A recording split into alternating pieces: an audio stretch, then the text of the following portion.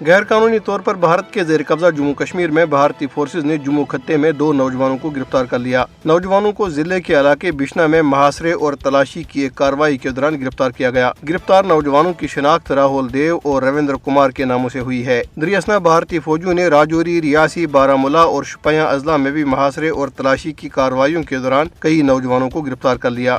ادھر بھارتی پولیس نے ایک سوشل میڈیا صارف کے خلاف مقدمہ درج کر لیا۔ پولیس نے بتایا ہے کہ سوشل میڈیا سائٹ ایکس پر خواتین کے خلاف قابل اعتراض اور اشتعال انگیز مواد پوسٹ کرنے پر مذکورہ شخص کے خلاف کارروائی کی جا رہی ہے۔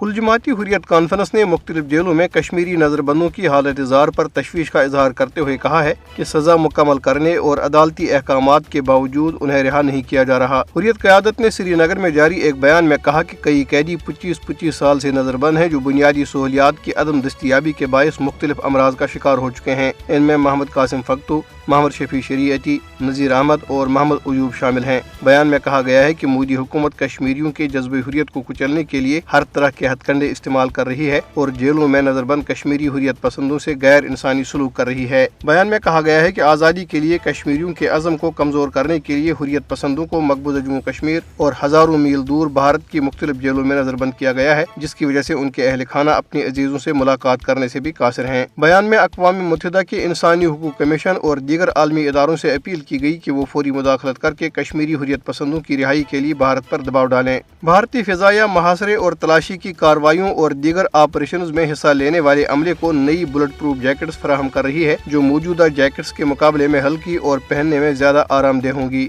بھارتی فضائیہ نے ہلکے بلٹ پروف جیکٹس کو تیار کرنے کے لیے متعلقہ کمپنیوں سے بات چیت شروع کر دی ہے جو فضائی عملے کو پرواز کے دوران چھوٹے ہتھیاروں سے لگنے والی آگ اور زمین پر جنگ کے دوران مناسب تحفظ فراہم کرے گی۔ مقبوضہ کشمیر میں قابض حکام کی طرف سے اعلانیہ یا غیر اعلانیہ پابندیوں کی وجہ سے آزادی اظہار اور سیاسی سرگرمیاں ہمیشہ نشانے پر رہی ہیں۔ ڈاکٹر زبیر احمد، محمد فرقان، محمد اقبال شاہین اور سید حیدر حسین سمیت سول سوسائٹی کے ارکان نے سری نگر میں منعقدہ ایک اجلاس کے دوران دفعہ 370 اور 35A کو ان کی اصل حالت میں بحال کرنے، مظالم کے خاتمے اور تنازع کشمیر کو اقوام متحدہ کی قراردادوں کے مطابق حل کرنے کا مطالبہ کیا۔ انہوں نے بھارتی حکومت پر زور دیا کہ وہ تنازع کشمیر پر اپنی ہردرمی ترک کرے اور کشمیریوں کی خواہشات کے مطابق اس کے حل کے لیے مثبت اقدامات کرے۔